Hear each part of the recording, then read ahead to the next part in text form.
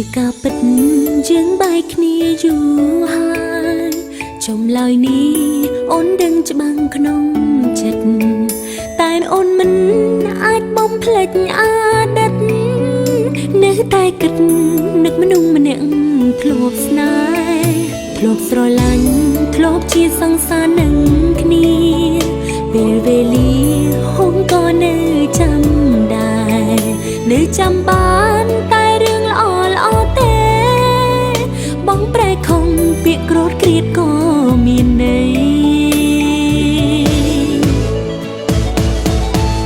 ថាអូនងងក៏បានថាអូនងងក៏បានដែលហ៊ាននឹកមនុស្សកំពុងតែមាននាងថ្មីអូនងងដែលពេលខ្លាំងធ្វើជាអ្នកទី3មិនដឹងអ្វីទាញអតីតមកស្រមៃទាំងបងមានគេថាអូនងងក៏បានថាអូនងងក៏បានដែលមិនក្លាហានតទួលថាបាត់បងស្នេហ៍នៅតែលួចសង្ឃឹមថាបងនឹងវិលមកក្បែរហើយនៅតែឈឺឆ្អាលទាំងការពិតពេលនេះជាងជាអ្នកដទៃ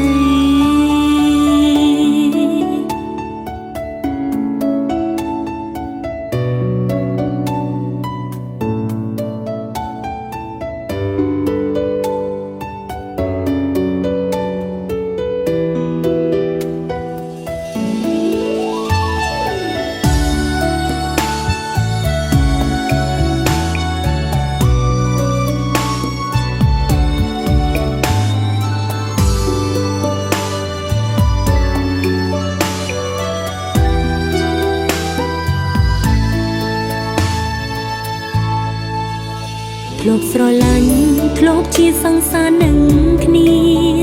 ពេលវេលាហុងក៏នៅចាំដែរនៅចាំបានតែរឿងល្អល្អទេបងប្រែខំពាក្យក្រោតក្រៀតក៏មានន័យ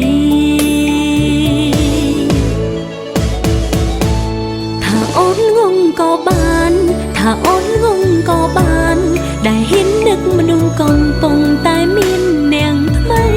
អូនងងដែលពេលខ្លាំងធ្វើជាអ្នកទី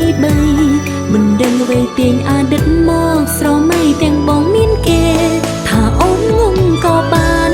ថាអូនងងក៏បានដែលមិនក្លាហានតទួលថាបាត់បងស្នេហ៍នៅតែលួចសង្ឃឹមថាបងនឹងវិលមកក្បែរហើយនៅតែឈឺឆ្អាលទាំងការពិតពេលនេះ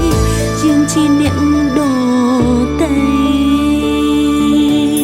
ថាអូនងងក៏បានដែលហ៊ាននឹកមនុស្សកំពុងតែមាននាងថ្មីអូនងងដែលពេលខ្លាំងធ្វើជាអ្នកទី3មិនដឹងអ្វីទាញអតីតមកស្រមៃទាំងបងមានគេថាអូនងងក៏បានថាអូនងងក៏បាន